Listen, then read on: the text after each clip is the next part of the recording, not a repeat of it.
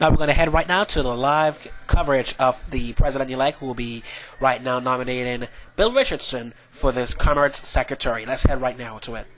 Vice President-elect Biden. I began the process of announcing our economic team.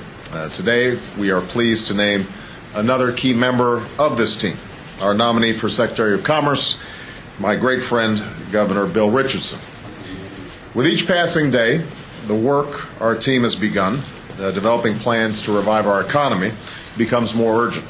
Earlier this week, we learned that the U.S. economy has been in recession since December of 2007, and that our manufacturing output is at a 26-year low.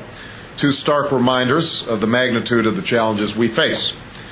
But while I know rebuilding our economy won't be easy, and it won't happen overnight, I also know this, that right now, somewhere in America, a small business is at work with the next big idea. A scientist is on the cusp of the next big breakthrough discovery. An entrepreneur is sketching plans for the startup that will revolutionize an industry. Right now, across America, the finest products in the world are rolling off our assembly lines, and the proudest, most determined, most productive workers in the world are on the job. Some already in their second shift of the day, many putting in longer hours than ever before. After nearly 2 years of traveling across this country, meeting with workers, visiting businesses, large and small, I am more confident than ever that we have everything we need to renew our economy.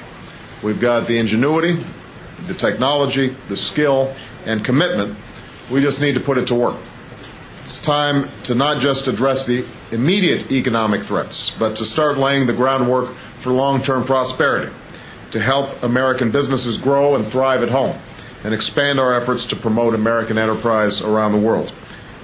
This work is the core mission of the Secretary of Commerce, and with his breadth and depth of experience in public life, Governor Richardson is uniquely suited for this role as a leading economic diplomat for America.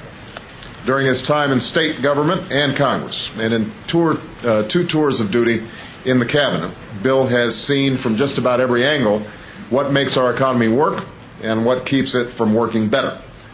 As governor of New Mexico, Bill showed how government can act as a partner to support our businesses, helping to create 80,000 new jobs. And under his leadership, New Mexico saw the lowest unemployment rate in decades. As a former Secretary of Energy, Bill understands the steps we must take to build a new clean energy industry and create the green jobs of the 21st century. Jobs that pay well and won't be outsourced. Jobs that will help us end our dependence on foreign oil. And as a former ambassador to the United Nations, Bill brings both international stature and a deep understanding of today's global economy. He understands that the success of today's business in Detroit or Columbus often depends on whether it can sell products in places like Santiago or Shanghai. And he knows that America's reputation in the world is critical not just to our security, but to our prosperity. Excuse me.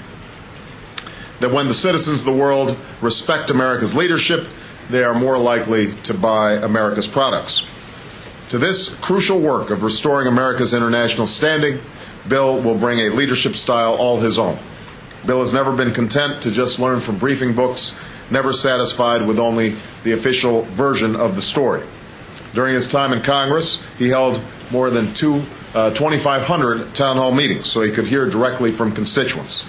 He was a regular in the UN cafeteria, mixing it up with UN employees over lunch.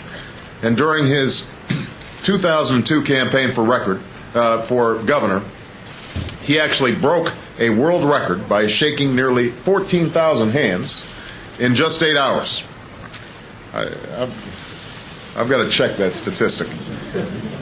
All of this reflects a determination to reach out and understand where people are coming from, what they hope for, and what he can do to help.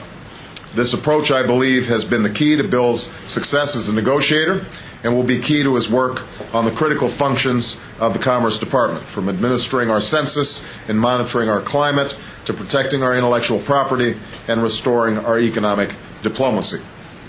In the end, Bill Richardson is a leader who shares my values, and he will be measured his progress the same way I do, Are we creating good jobs instead of losing them? Are incomes growing instead of shrinking? I know Bill will be an unyielding advocate for American business and American jobs, at home and around the world. And I look forward to working with him in the years ahead. With that, I'd like Bill to say a quick word.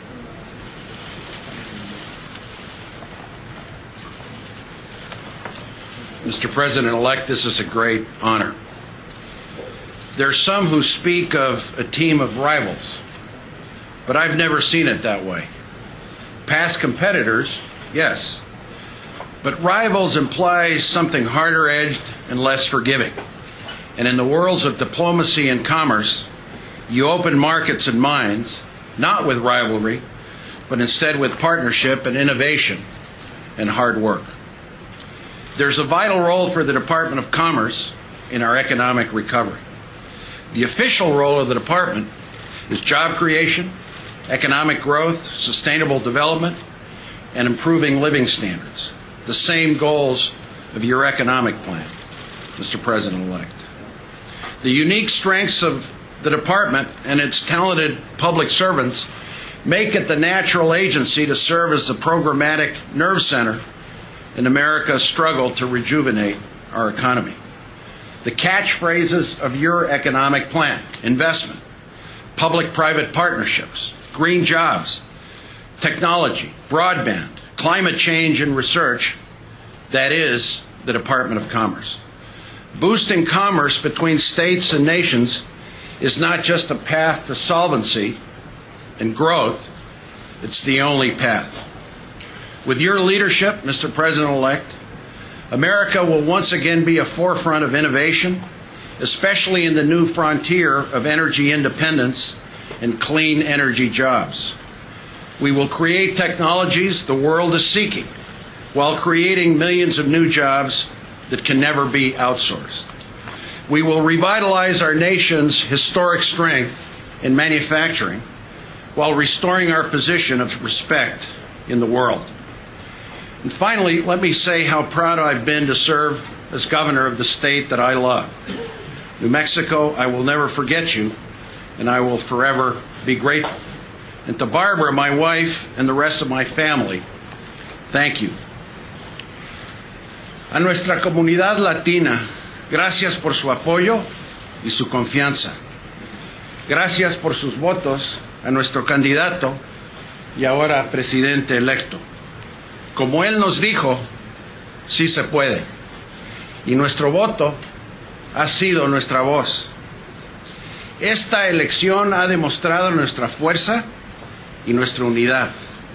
Tenemos que seguir luchando por nuestros derechos al mismo tiempo que perseguimos el sueño americano para todos. A los millones de habitantes de América Latina y el Caribe, hay que fortalecer nuestros nexos y recordar la importancia de un hemisferio unido. And it will be a great honor to serve once again a president who recognizes that America's diverse heritage is its greatest